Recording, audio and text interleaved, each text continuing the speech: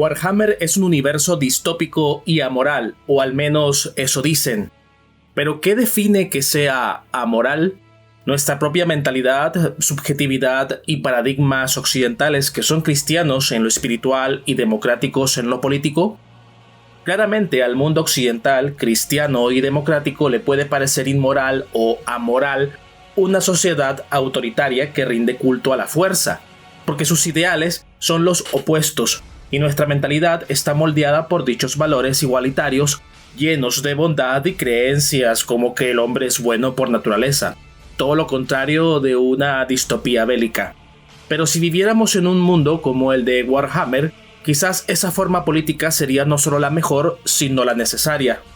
El hombre posmoderno, influido por el positivismo, asume que sus valores representan el ideal universal, y además cree que vive en la mejor época de la historia. Incluso ha llegado a afirmar que es el fin de la historia. Por ello se sube a un pedestal y juzga a otras sociedades, realidades e incluso sociedades humanas pasadas de una forma severa y crítica. Yo soy greco-romano y soy Total War y aquí te hablaré un poco del problema de la moral en Warhammer 40.000. Desde mi punto de vista, nuestra sociedad carece de empatía hacia sociedades pasadas y también ficticias que ella misma paradójicamente ha creado, porque claramente no ha vivido en condiciones como las de esos mundos o tiempos pasados. Por tanto, no sabe qué es estar con una amenaza constante.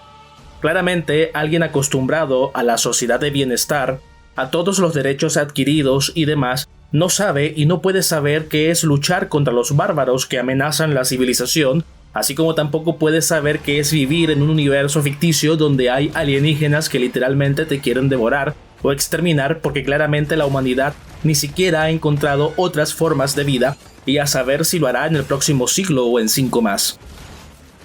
Pero ¿qué es lo realmente importante en Warhammer? ¿Jugarlo? Después de todo es un juego, pero ¿qué es lo importante en su mensaje? ¿Será quizás criticar al imperio porque es autoritario viviendo en un país donde la última guerra civil o invasión en el propio suelo fue hace más de un siglo?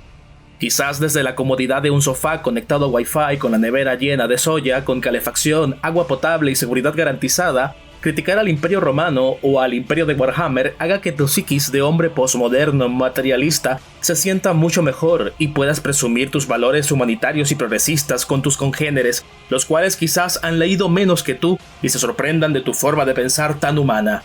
Pero si tu fin es solo divertirte con Warhammer o con juegos de guerra como una forma de evadir, y no analizar su simbolismo e inspiración, quizás estás pasando por alto cosas más importantes que están presentes en su narrativa, cosas tan importantes que se han ido repitiendo sin cesar y vez tras vez desde Tolkien o incluso desde antes en el mundo de la literatura occidental.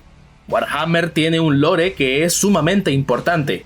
Si bien este fue creado para darle un contexto al juego de mesa, la compañía que lo desarrolló rápidamente contrató escritores que le dieron un marco teórico e ideológico a su vasto universo, tomando su inspiración en el mundo real, en la historia y en la literatura que hemos heredado desde siglos más varoniles que el nuestro. De modo que los personajes que protagonizan los juegos, miniaturas y relatos de Warhammer evocan tanto a la historia real de la humanidad como grandes clásicos de la literatura universal. De modo que en estos relatos y en todo el lore encontramos valores que nos permiten conectar con nuestra propia cultura, pero no tanto la actual, sino nuestro verdadero origen, que no es sino sociedades pasadas que luchaban por sobrevivir en diferentes contextos históricos y en entornos mucho más hostiles que el nuestro. Como he dicho al principio de mi discurso, nuestros países tienen como mínimo un siglo sin guerra y sin procesos históricos significativos. Por eso, este universo de fantasía, de alguna u otra manera, nos conecta con nuestra propia memoria histórica. No la reciente, sino la milenaria, nuestro propio pasado y con la épica, los símbolos y el mito que nunca debimos perder. En el mundo antiguo, la épica estaba asociada a los mitos, y estos mitos eran los pilares de las antiguas civilizaciones, ya que eran precisamente estos los que constituían la base de la religión y la moralidad de estas culturas.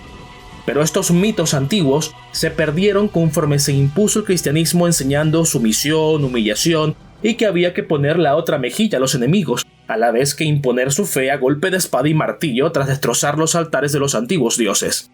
El cristianismo, por su parte, impuso sus propios mitos, reciclando en algunos casos elementos de los antiguos, pero sobre todo promoviendo las ideas de un mundo mejor, de amor y de hombres buenos por naturaleza, pero pecaminosos en esencia, que deberían buscar el perdón y tener valores de bondad, benignidad y apacibilidad, para entonces ser salvados, cuando en la práctica los grandes reyes cristianos de la época medieval hacían lo contrario, de modo que no solo se perdió el valor original de los antiguos mitos, sino que también fueron deslegitimados por la nueva religión que se impuso por miedo ante las contradicciones inherentes de la misma humanidad.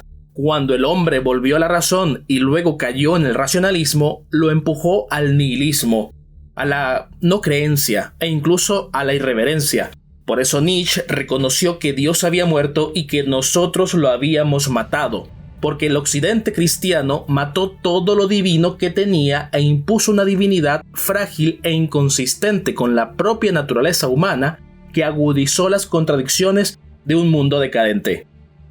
Te estarás preguntando entonces, ¿cuál es la naturaleza humana? Esta es la que el emperador de la humanidad de Warhammer 40.000 vio revelarse en una visión después que su tío fratricida matara a su padre, en una época prehistórica.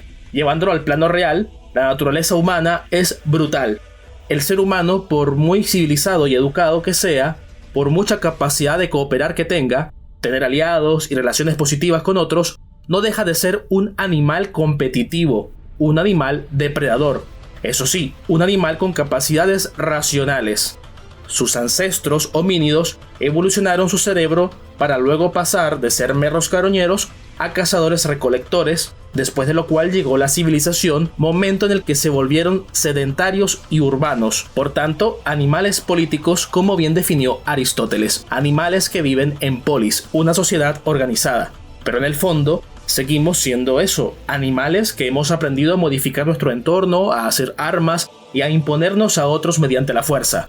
Pero también hemos creado leyes para regular el poder y establecer sociedades jerárquicas, ordenadas y duraderas. Sin embargo, como hemos visto, esta misma naturaleza brutal del hombre lo ha llevado milenio tras milenio, siglo tras siglo y en todas partes a participar en numerosas guerras, invasiones y demás. Esto no solo lo podemos ver en la Edad Antigua pagana, sino que en todos los periodos posteriores de la historia cristiana de Occidente, y en toda la humanidad también. ¿Y dónde han quedado esos valores de paz, bondad y amor, por lo que concierne a la moralidad cristiana? Por lo tanto, podemos pensar que nuestra época, que solo tiene un siglo o dos de historia sin guerras y sin hechos de sangre históricamente relevantes, puede ser una anomalía en la historia, y puede ser que, debido a todos los valores que atesoramos hoy por hoy, nosotros no seamos los más indicados o estemos lo mejor preparados para juzgar otros periodos históricos e incluso otras sociedades humanas pasadas, o, en última instancia, en el caso de Warhammer, distópicas y espaciales de milenios en un futuro imaginario. Pero tampoco Occidente está preparado para entender la lógica de los conflictos del propio siglo XX y XXI, ni siquiera los de nuestra propia época como el de Rusia y Ucrania. Es más, puede ser que los intelectuales e intelectualoides que creen que estamos en la mejor época de la historia dan por hecho que todo estará así tal cual está ahora por los siglos de los siglos. Amén. Cuando es posible que en un siglo alguna parte del globo con gente más guerrera y menos civilizada emerja con ansias de conquista y quiera conquistar precisamente nuestra parte del mundo con la nevera llena de soya, wifi, calefacción, seguridad y demás. O puede ser que también nuestras propias sociedades implosionen por lo que sea y nos sumerjamos entonces en una ley del más fuerte, donde surjan grupos armados que impongan su ley. Recordemos pues la reflexión de Hobbes, que el hombre es el lobo del hombre, esa es su naturaleza, y ningún iluminado que camine sobre las aguas, o hippie fumado y mal bañado podrá cambiar. Precisamente, esta falta de visión de otras culturas, otras realidades, otras épocas, o la fragilidad de nuestro propio mundo, es lo que lleva a intelectuales e intelectualoides a no entender por qué en otros contextos, por ejemplo, hay naciones sumergidas en conflictos étnicos y religiosos que nos resultan lejanos. Esta falta de visión es el universalismo y el igualitarismo que infecta la decadencia occidental. Muchos en nuestro mundo no entienden cómo existe un país dividido por grupos armados y por qué ellos mismos no saben o no entienden de democracia. porque nuestros presentadores de televisión y congéneres no entienden lo que es vivir en grupos tribales nómadas y piensan que todas las personas somos iguales y por tanto creemos, sentimos y vivimos igual. Pero no hay que ser un genio para entender que las necesidades de un nómada del desierto del Sahara nada tienen que ver con las nuestras, y quizás para él es más importante tener un rifle de asalto ruso o Kalashnikov bien cargado que un teléfono con Wi-Fi y TikTok. Precisamente en esas realidades más conflictivas es donde más se necesita poder y autoridad. Siglos anteriores al advenimiento de Roma, la Galia, Hispania, Iliria, Dacia, Tracia, África y Siria eran tierras bárbaras, donde tribus, ejércitos y grupos armados vivían de los despojos de sus enemigos, hasta que luego Roma impuso su pax, su orden y su ley con una autoridad tan incuestionable como la fuerza de sus legiones. Hoy por hoy, señoritos endulcorados por el progresismo presentista que pululan en las academias infectadas del pensamiento posmoderno, ven mala cualquier conquista, cuando en aquella antigüedad que admiramos, los propios conquistados alabaron al conquistador. No olvidemos las palabras de elogio que hacía hacia Roma algunos hombres de altura intelectual como Polibio de Megalópolis, Estrabón y Plutarco, por solo mencionar algunos. Cuán distante es nuestra sociedad decadente de la antigua Roma. En un mundo donde la igualdad se impone a expensas del orden, el verdadero progreso se ahoga en la mediocridad. En Warhammer 40.000 se plantea la ficción de una humanidad que en el milenio 40.000 lucha por sobrevivir. Volviendo al hecho que el ser humano no deja de ser un animal, la naturaleza misma tiene como objetivo la supervivencia de los más aptos. Por eso la naturaleza es aparentemente cruel para la mentalidad del hombre promedio, pero en realidad, mediante esa crueldad es que las especies pueden perpetuar su estirpe mediante la reproducción y evolución. Asimismo, el hombre ha aprendido a superar los desafíos de la naturaleza mediante su tecnología. Por tanto, no sería descabellado que el ser humano en un escenario de lucha o extinción pudiera usar su conocimiento tecnológico y científico con tal de imponerse y sobrevivir ante amenazas externas, cueste lo que cueste. Ante dicho escenario crítico, estos medios para sobrevivir pudieran ser demasiado crueles o cuestionables, pero serían necesarios, así como por ejemplo los buenos de la Segunda Guerra Mundial, nótense las comillas, como Estados Unidos, recurrió a medidas extremas y poco éticas como encarcelar en campos de concentración a ciudadanos de origen japonés, o como en Inglaterra se llevó a cabo una importante estrategia de control de la población para evitar que se extendieran las ideas alemanas, aunque para ello tuvo que limitar las libertades individuales y aplicar la censura.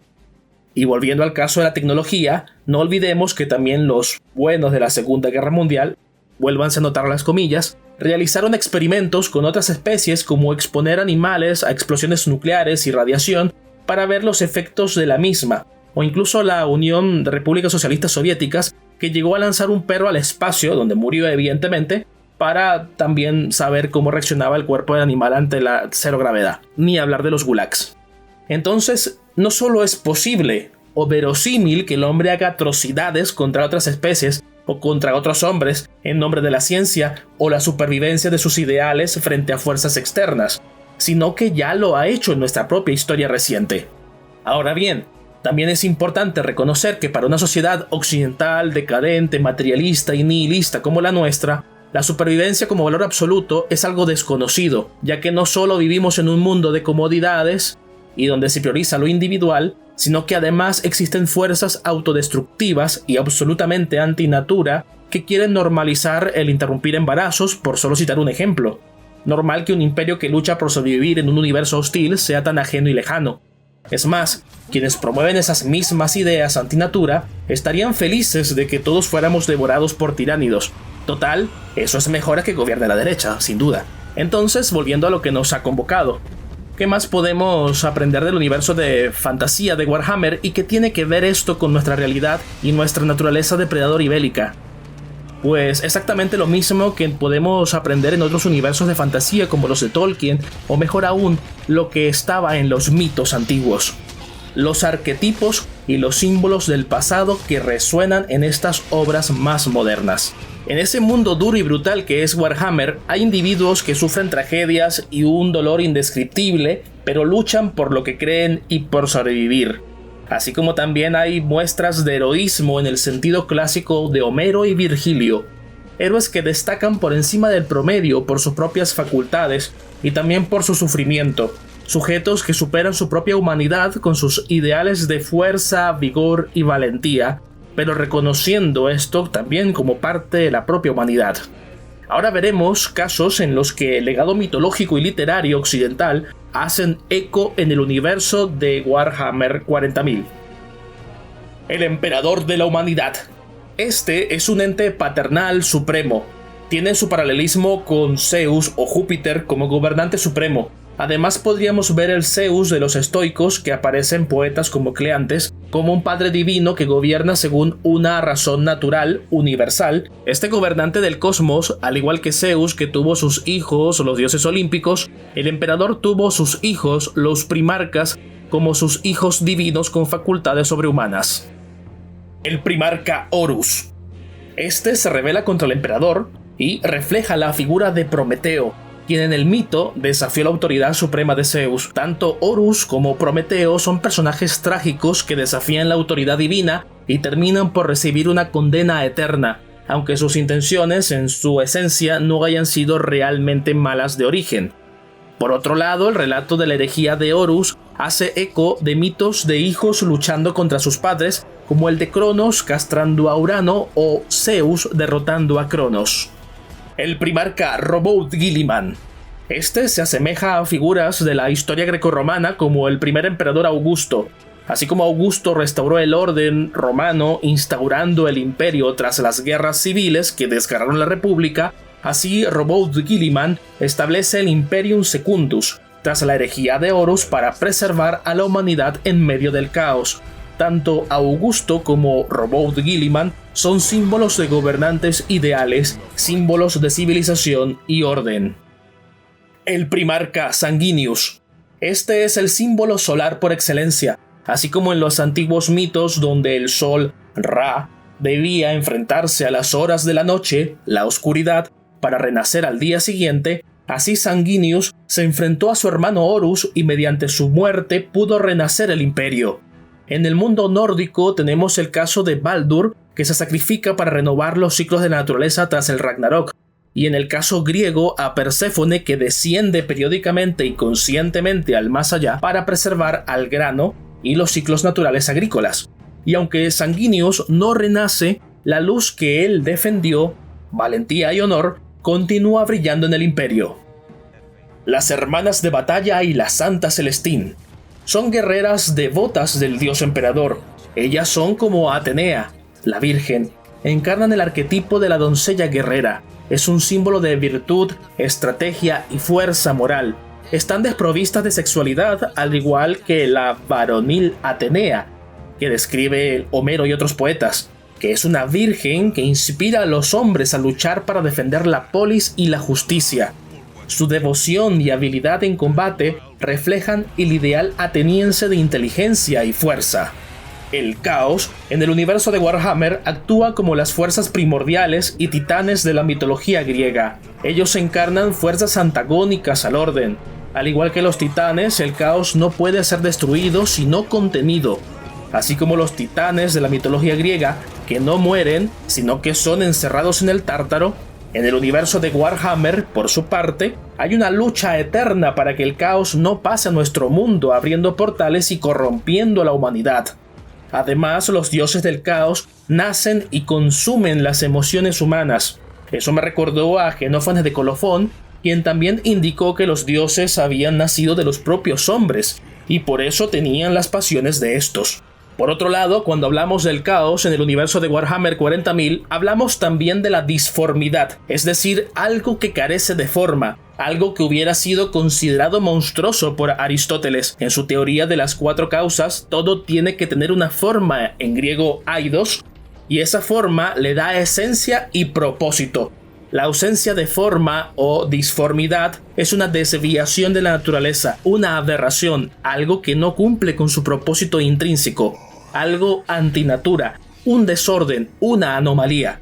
Bajo esta premisa aristotélica, que surgió de la observación detallada de la naturaleza, podemos afirmar con total certeza que quienes son corrompidos por el caos merecen perecer, porque su mera existencia amenaza el orden y la jerarquía natural del cosmos. Por último, y no menos importante, los marines espaciales. Estos están organizados en legiones.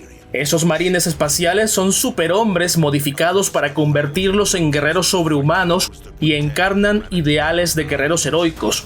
Entre sus filas sobresalen personajes ejemplares por su valentía, entereza, fortaleza, cumplimiento del deber y fervor por los ideales del imperio. Estos marines espaciales tienen una estética acorde a los valores éticos que promueven. Seguramente el gran Dominique Venner los valoraría profundamente. En definitiva, Warhammer 40.000 no solo es un entretenimiento, sino que también nos desafía a reflexionar sobre los límites de la moralidad y la naturaleza humana. Algo que también hacían los mitos clásicos, mitos ancestrales con los cuales Warhammer nos conecta, ya que sus arquetipos resuenan en su narrativa. Este universo distópico, lejos de ser una simple crítica a la realidad contemporánea o una mera sátira como dicen muchos, nos ofrece una ventana a las complejidades de la existencia y a los dilemas éticos que surgen en situaciones extremas. La riqueza del lore de Warhammer, inspirado en la historia y en la literatura occidental, nos recuerda que las luchas por la supervivencia y el sacrificio y la valentía son temas universales que han moldeado a la humanidad a lo largo de los siglos. Warhammer 40.000 puede ser visto como un nuevo mito para enfrentar los desafíos del futuro, un reflejo de las tensiones entre el orden y el caos, la razón y la emoción, así como la civilización versus la barbarie. Todo esto invita a los usuarios que conocen este universo a explorar su propia moralidad y su lugar en el cosmos. Al igual que los antiguos mitos griegos o las epopeyas clásicas, Warhammer 40.000 encapsula la lucha eterna por el equilibrio entre las fuerzas del bien y del mal, proporcionando un marco para entender nuestras propias limitaciones y aspiraciones. Por lo tanto, no debemos desestimar este universo como una simple sátira o como un entretenimiento sin más, perdiendo de vista su potencial como herramienta educativa y filosófica.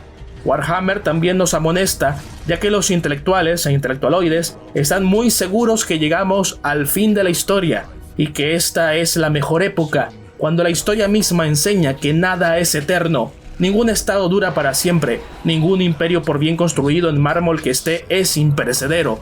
No sabemos cuánto durará esta civilización nuestra, por muy bondadosa y luminosa que parezca, porque recordemos la dualidad del mundo. Así como hay luz, hay oscuridad y viceversa. En última instancia, Warhammer 40.000 nos insta a reconsiderar nuestros valores y a reconocer que, aunque la humanidad puede estar inmersa en un mundo brutal y oscuro, siempre hay espacio para el heroísmo, la redención y la gloria imperecedera. Por estos motivos debemos combatir la reciente y preocupante tendencia que tienen algunos de reducir a personajes y elementos de Warhammer 40.000 a una mera caricatura haciendo bromas frívolas e infantiloides. Esta trivialización de figuras como las hermanas de batalla, quienes encarnan el fervor y la devoción inquebrantable, es sintomática de una falta de comprensión de los profundos símbolos y arquetipos que representa Warhammer 40.000. Ellas, mujeres armadas, devotas y marciales, son varoniles como Atenea. Atenea en los mitos griegos es varonil no por una desviación, sino porque está desprovista de sus atributos sexuales femeninos. Todo en ella destaca su marcialidad, al igual que en las hermanas de batalla, quienes, aunque tienen cuerpos femeninos perfectos, están completa y totalmente diestras para la guerra, y sin elementos que pudieran sugerir una desviación en su actuar, pues viven y mueren por devoción al emperador. Así como Atenea, que brotó de la conciencia de Zeus y siempre guía a los guerreros varoniles y heroicos como Odiseo, Diomedes y Agamenón. Al despojar a estos personajes de su significado original, se desvía la atención de la audiencia de las complejas narrativas que subyacen en el universo de Warhammer. Lo que quiero promover desde acá es a reflexionar sobre las luchas existenciales, los simbolismos y los dilemas de Warhammer 40.000, no en visiones superficiales que desvirtúan sus valores, valores que han convertido este universo en algo más que un entretenimiento. Espero que este video les haga pensar en estas cuestiones y espero contar con comentarios interesantes que aporten algo a la discusión. Nada de llanto por los Tau o de crear ONG en favor de los mutantes, ni mucho menos carteles de Tyranids Welcome. No se dejen corromper por el caos, ni sientan piedad por el Xeno. Que la luz del emperador les guíe. Nos vemos en la próxima.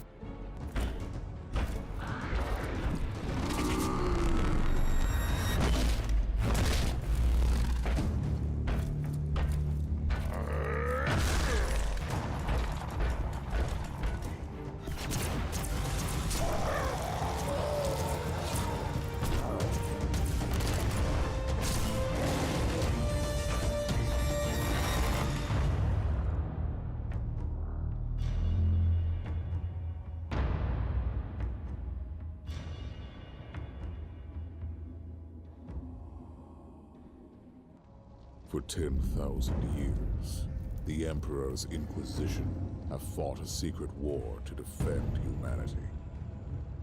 We keep vigil in the darkness. We hunt among the shadows. We pass judgment upon the mutant, the traitor, and the heretic. We purge the world of the taint lurking among the stars. We are Inquisitors. We shall fear nothing. For we are what you fear.